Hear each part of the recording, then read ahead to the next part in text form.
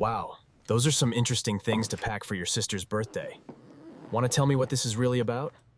The coffee was still steaming when I caught my wife Lila stuffing black lace into her suitcase like she was packing for a honeymoon. Problem was, she wasn't going anywhere with me. I didn't know Hannah's birthday was a Victoria's Secret event, I said, leaning against our bedroom doorframe with my mug. Lila didn't even look up from her packing. She just rolled her eyes and tossed another piece of lingerie into the bag. Red this time, the kind that cost more than most people's car payments. LOL, you're insecure about my sister's birthday trip? Not insecure, just observant. I took a sip of coffee and watched her fold a negligee that still had tags on it. Since when do you wear lingerie to celebrate your sister? She finally turned around, that cold smile spreading across her face like ice cracking.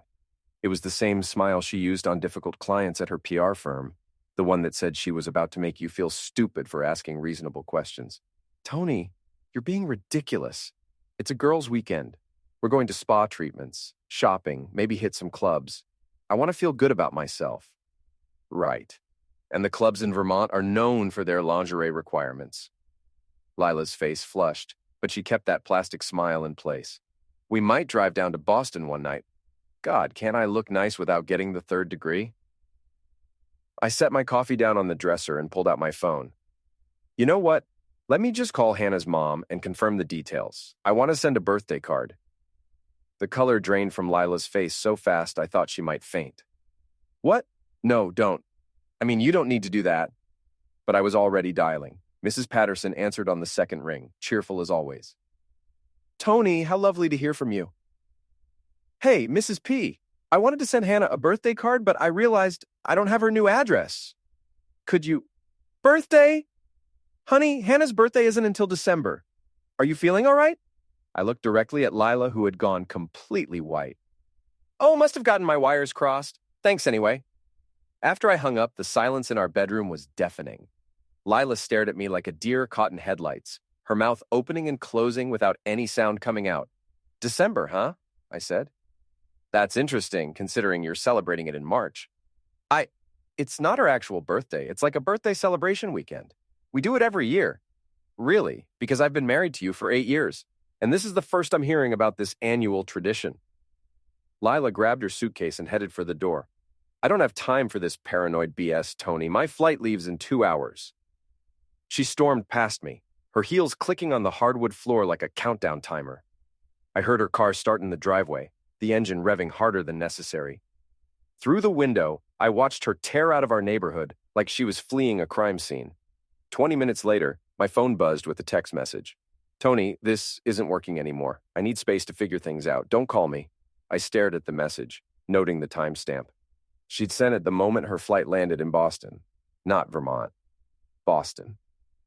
I walked to the window and saw Mrs. O'Malley peeking through her curtains next door. She gave me a little wave, the same nosy gesture she'd been making for the past 3 years. Usually it annoyed me. Today, I waved back. She thinks I'm a chump, I thought, setting my phone down on the kitchen counter. The game's on. The thing about being married to someone for 8 years is you learn their passwords. Not through snooping, well, not initially, but through those lazy Sunday mornings when she'd ask me to check her email while she made breakfast, or when she'd have me upload photos to her cloud storage because she couldn't be bothered. Lila's password for everything was Success 2024, with an exclamation point, because she was nothing if not optimistic about her own importance. I sat in my home office with a fresh cup of coffee and opened her cloud backup on my laptop. What I found made my stomach turn and my blood boil simultaneously. Months of text messages with someone named B filled the screen. The conversation started innocent enough, work stuff. Apparently they'd met at some networking event. But by January, things had taken a decidedly different turn. B, can't stop thinking about last night. You're incredible.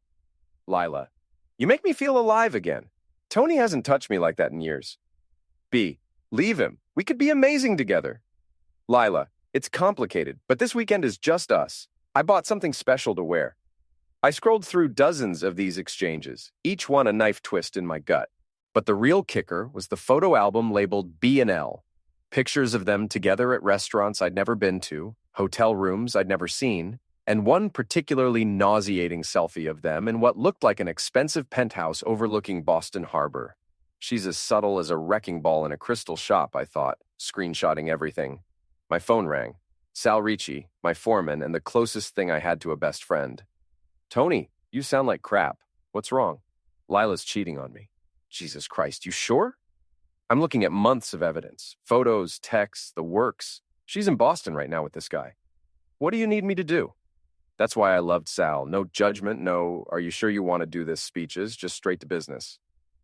Remember when you said you could get into any car in under 30 seconds? Yeah, why? Lila's car is in long-term parking at Logan. I need to know what else she's hiding.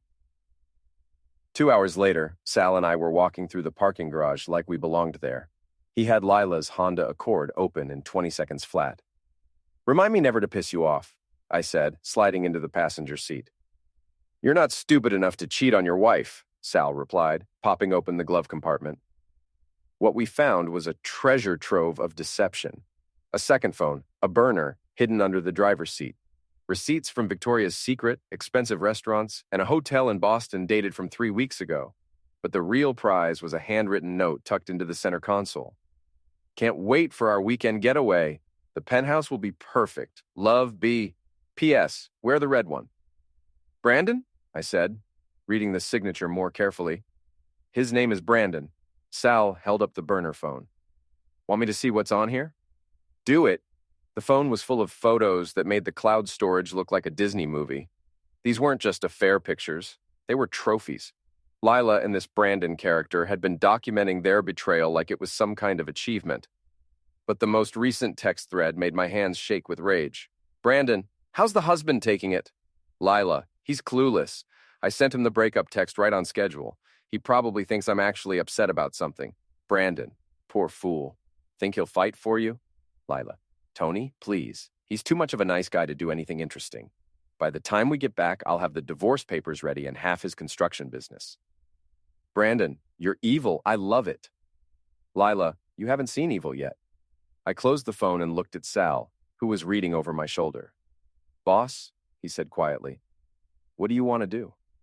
I thought about that question as we drove back to my house. What did I want to do? The old Tony, the nice guy Tony that Lila was so sure she had figured out, would have confronted her, demanded counseling, maybe even begged her to stay. But the new Tony, the one who just spent 2 hours discovering the depth of his wife's betrayal and contempt, had different ideas. I want to show her what evil actually looks like, I said. Sal grinned. Now you're talking my language. The first rule of construction is that you always have a plan before you start building. The second rule is that you always have a backup plan when the first one goes to hell. The third rule, which I was about to invent, is that when your wife thinks she's smarter than you let her keep thinking that right up until the moment you bury her. Metaphorically speaking, of course. I spent the rest of the weekend putting together what Sal called my revenge portfolio. Screenshots, photos, receipts, phone records, everything organized in neat little folders with timestamps and locations. If Lila wanted to play games, I was going to show her what a professional looked like. Monday morning, I got a call from Hannah, the real Hannah. Tony, is everything okay? Mom said you called asking about my birthday. Hey, Hannah, yeah. Lila told me she was going to Vermont for your birthday celebration. I got confused about the dates. There was a long pause. Tony, I'm in California for work this week. I haven't talked to Lila in over a month. Interesting. Is everything all right with you two? I could hear the concern in her voice, and for a moment I felt bad about dragging Hannah into this mess. But then I remembered the text messages and the contempt in Lila's voice when she talked about me to her lover. Hannah, can I ask you something? Has Lila mentioned anyone named Brandon to you? Another pause, longer this time. Brandon Crane, the finance guy? You know him? I met him at Lila's company Christmas party. He was very friendly with her. Too friendly, if you ask me. Why? Just curious. Listen, Hannah, if Lila calls you asking you to cover for her about anything, would you mind giving me a heads up first? Tony, what's going on? I think your sister is having an affair. The silence on the other end of the line stretched so long I thought the call had dropped. Hannah? I was afraid of this, she said finally. I saw them together at a restaurant downtown 2 weeks ago. They didn't see me, but they were. It was obvious. I didn't know how to tell you. You don't have to tell me anything, but if she tries to use you as an alibi again, I'd appreciate knowing about it. Of course, Tony, I'm really sorry. Don't be sorry, just don't lie for her. After I hung up, I felt a strange sense of calm wash over me. The pieces were falling into place, and for the first time since this whole mess started, I felt like I was in control. Sal showed up at my house around noon with coffee and a plan. I found out where Loverboy lives, he said, handing me a cup. Penthouse condo on Beacon Hill. Drives a Tesla Model S, works for some investment firm downtown. How'd you find all that out? Mrs. O'Malley is a goldmine of information. Apparently, she knows someone who cleans his building. She's been asking around about your situation.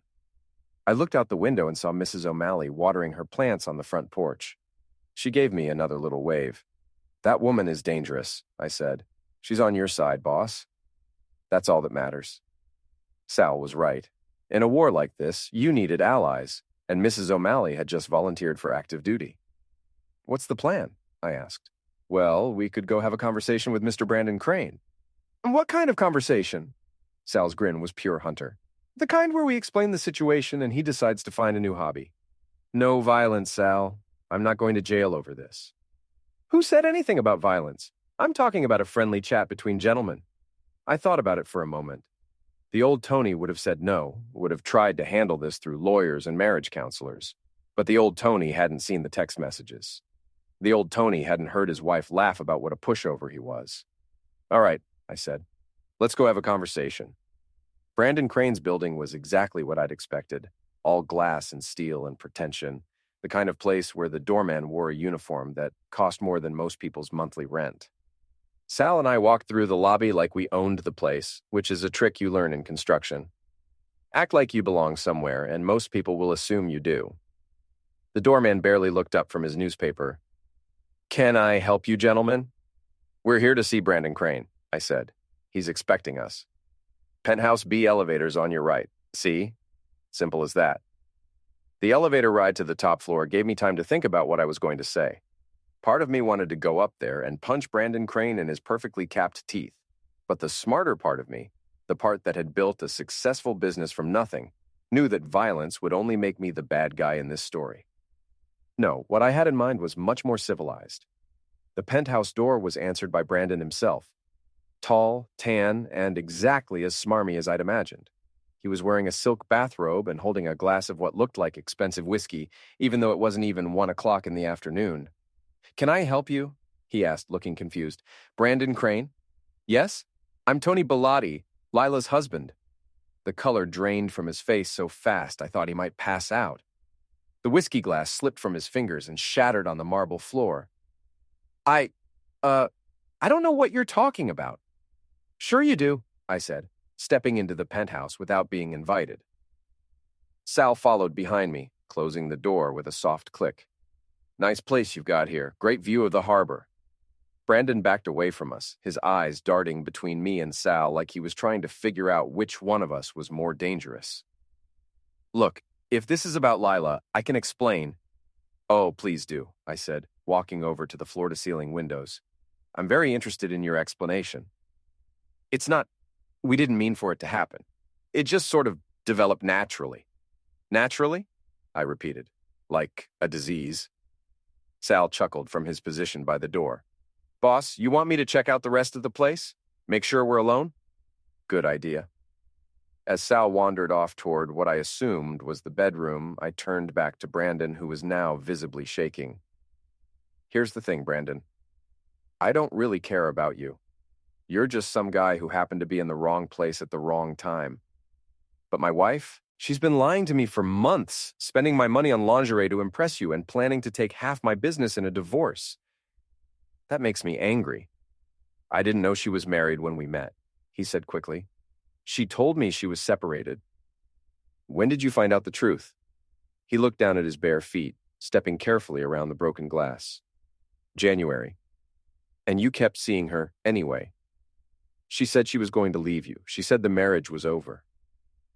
But she didn't leave me, did she? She just kept lying to both of us. Brandon looked up at me with something that might have been hope. You're right. She's been playing us against each other. Maybe we should both just walk away from this. I almost felt sorry for him. Almost. That's good advice, I said. You should take it. Sal came back from the bedroom carrying something in his hand, a framed photo of Brandon and Lila together, the same one I'd seen in the cloud storage. Found this on the nightstand, Sal said, showing me the picture, along with about 50 others. I took the frame and looked at the photo. Lila was wearing the red lingerie I'd seen her pack, and she was smiling at the camera like she didn't have a care in the world, like she wasn't destroying 2 lives for her own entertainment. You know what the funny thing is, Brandon? I said, still looking at the photo. She's going to do the same thing to you that she did to me. Maybe not today, maybe not tomorrow, but eventually. Because that's who she is. What do you want from me? He asked.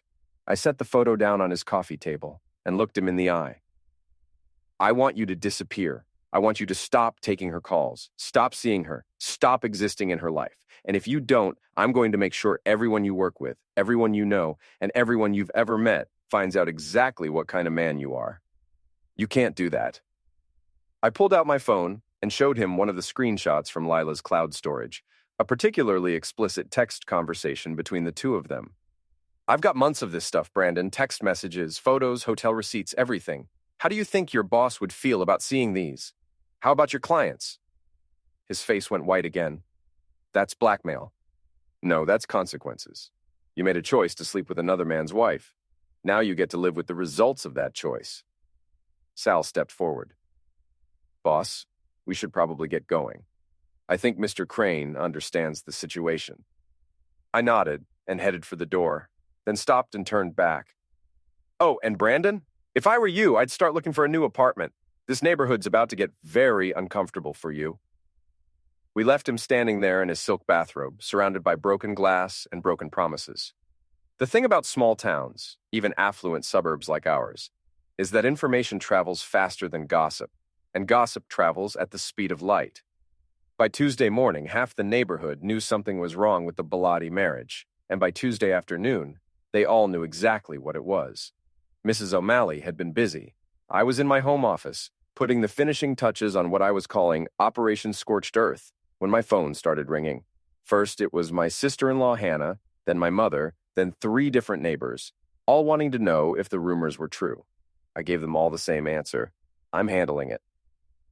But the most interesting call came from Tara Morrison, Lila's best friend and co-worker at the PR firm. Tony, I heard about what happened with Lila. I just want you to know that not all of us knew what she was doing. Thanks, Tara. I appreciate that. Is there anything I can do to help? Now, that was an interesting question. Tara had always been friendly to me, but she was Lila's friend first and foremost.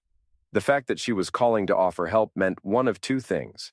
Either she was genuinely sorry about the situation, or she was fishing for information to report back to Lila. Actually, there is something you could help me with, I said. Do you know if Lila's planning to come back to work this week? She's supposed to be back tomorrow. Why? I'm just trying to figure out when to serve her with divorce papers. I want to do it professionally, you know? Not cause a scene at her office. There was a pause. You're really going through with it? Tara, she's been cheating on me for months. She lied about where she was going, who she was with, and what she was doing. What exactly am I supposed to forgive here? I know. It's just, she's my friend, you know? I hate seeing marriages end. So do I. But Lila ended this marriage the moment she decided to sleep with Brandon Crane. Another pause, longer this time. How did you find out his name? Interesting question, Tara. Very interesting. Does it matter? No, I guess not. I'm just surprised you found out so much so quickly. I'm full of surprises. After I hung up, I sat back in my chair and thought about that conversation. Something about it felt off, like Tara was fishing for information rather than offering genuine sympathy. I made a mental note to be careful around her. My laptop chimed with a new email. It was from Lila, sent from her personal account. Tony, I know you're angry, and you have every right to be, but we need to talk about this like adults. I'm coming home tomorrow. Please don't do anything rash. We can work this out. L. I stared at the email for a long time, reading between the lines. She wasn't apologizing. She wasn't admitting to anything. She was just trying to manage the situation, control the narrative, limit the damage to her reputation and her bank account. The old Tony might have been relieved by that email. The old Tony might have seen it as an opening for reconciliation, a chance to save his marriage. But the old Tony hadn't seen the text messages where she called him a pushover. The old Tony hadn't heard her laugh about taking half his business. I hit reply and typed a response. Lila, you're right. We do need to talk. But not like adults, like strangers, which is apparently what we've been for months. See you tomorrow. T? Then I opened a new browser window and logged into Lila's social media accounts. Same passwords, same careless security habits. What I found there was even more damaging than the text messages. Months of posts about girls' nights out and work trips that I now knew were actually dates with Brandon. Photos of expensive meals and hotel rooms, all tagged with locations that didn't match what she'd told me. And most damning of all, a private message thread with 3 other women, including Tara, where she'd been bragging about her affair and making jokes about my obliviousness. Lila, Tony actually believed I was going to Vermont for Hannah's birthday. Tara, you're terrible. How long do you think you can keep this up? Lila, as long as I want. He's so trusting, it's almost sad. Jessica, what if he finds out? Lila, he won't. And even if he does, what's he going to do? He needs me more than I need him. Tara, famous last words. Lila, please, I've got him wrapped around my finger. Always have.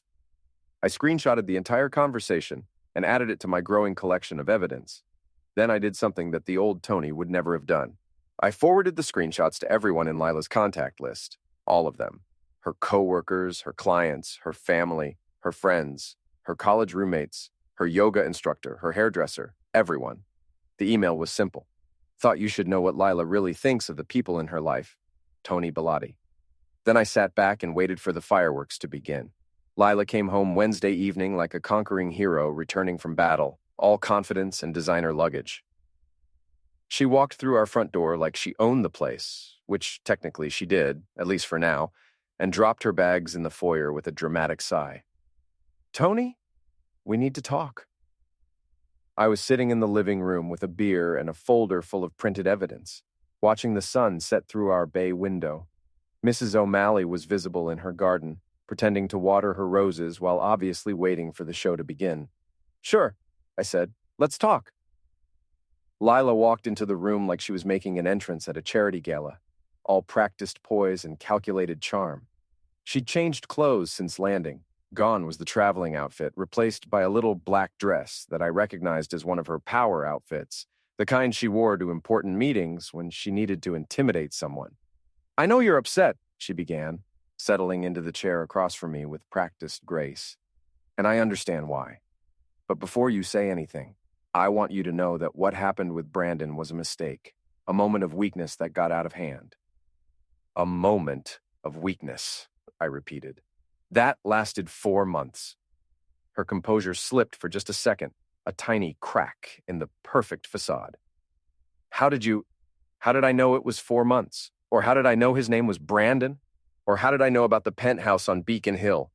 The hotel rooms, the lingerie, the burner phone, or the fact that you've been planning to divorce me and take half my business? Each revelation hit her like a physical blow. By the time I finished talking, she looked like she'd been slapped. Tony, I can explain all of that. I'm sure you can. You're very good at explaining things. Like how you explained to your girlfriends that I was too stupid to figure out what was going on.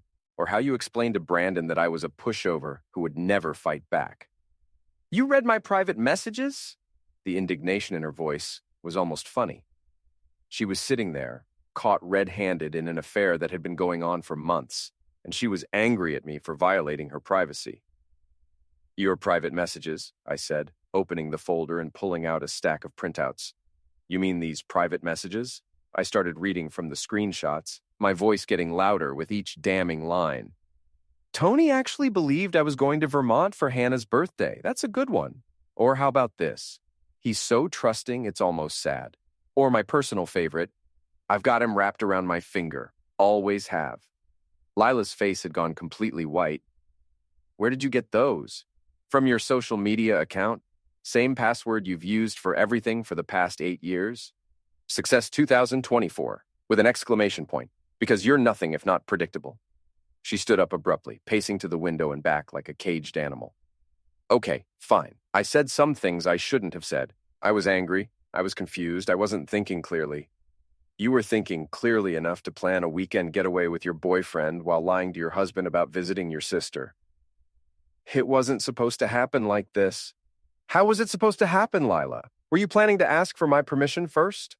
She spun around to face me, and for the first time since she'd walked through the door, I saw the real Lila.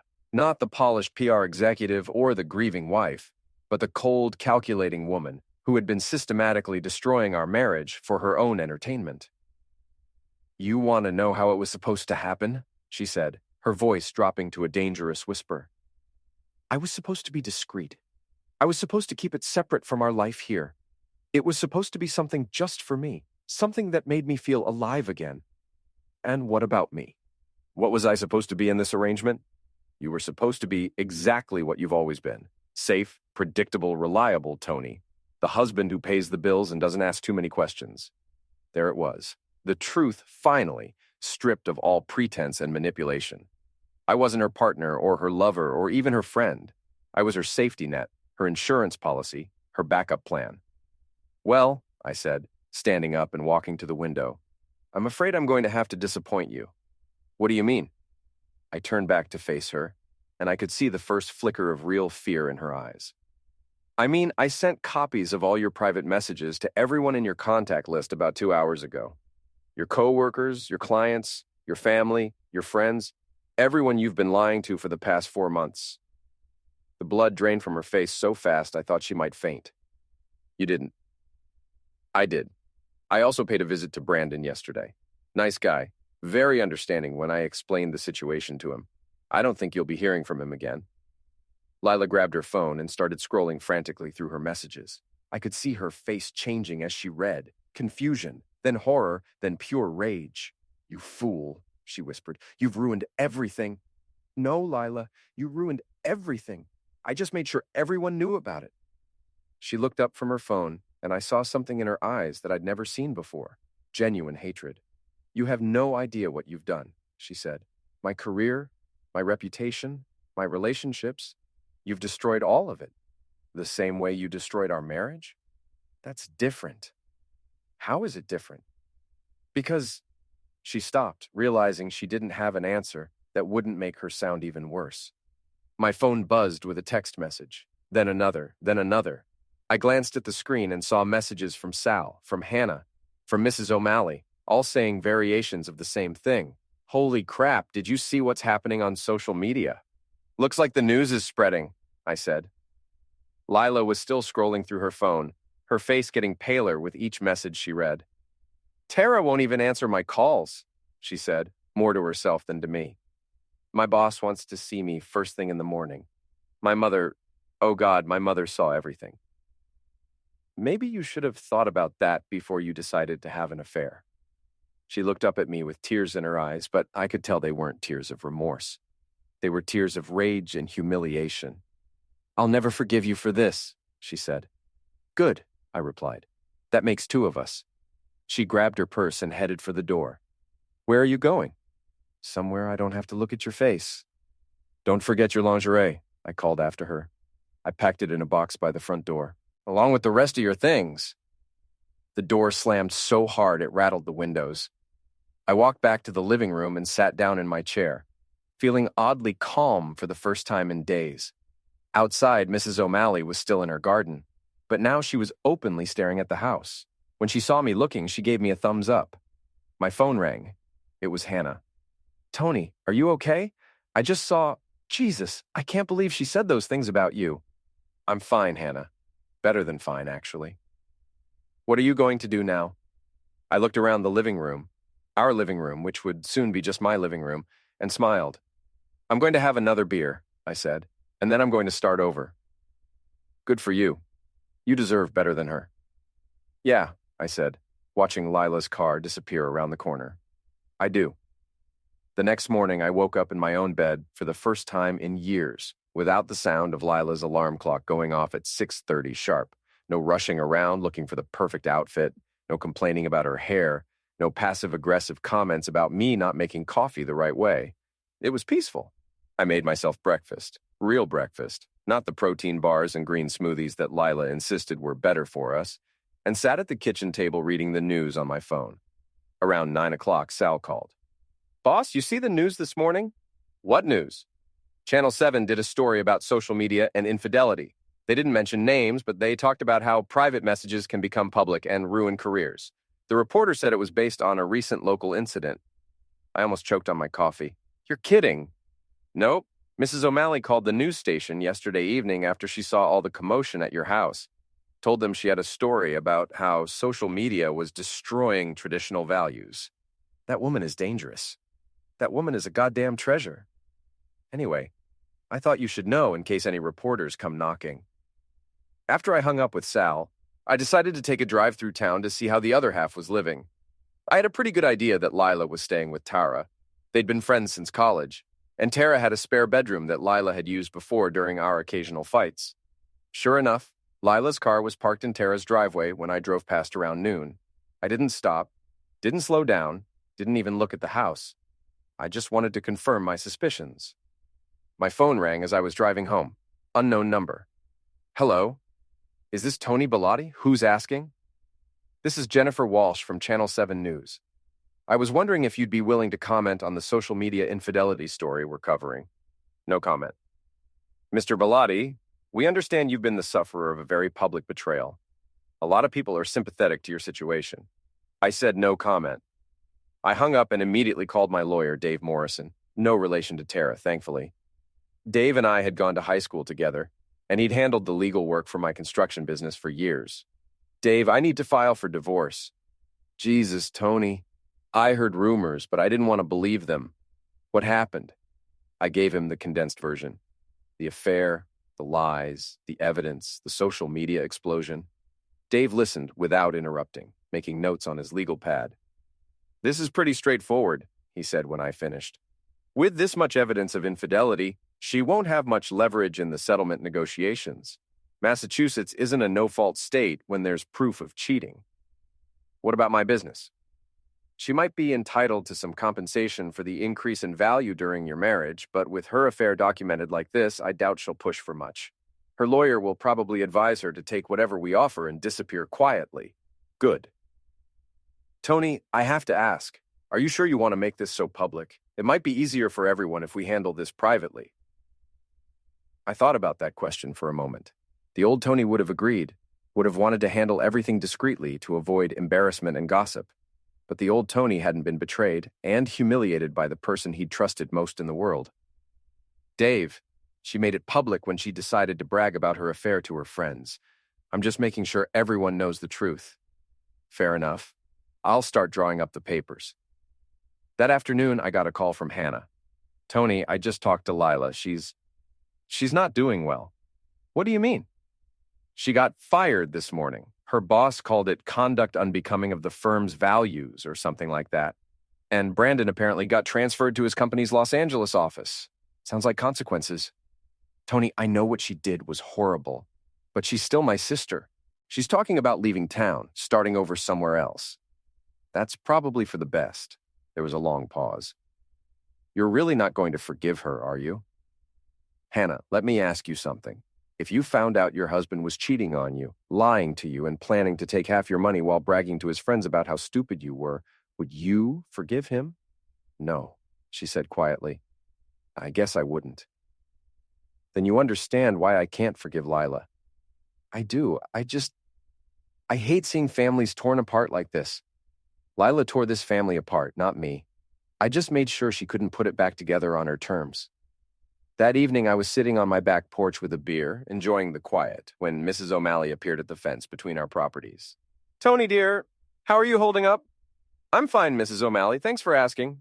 I hope you don't mind that I called the news station. I just thought people should know that actions have consequences. I raised my beer in a toast. Mrs. O'Malley, you're a woman after my own heart.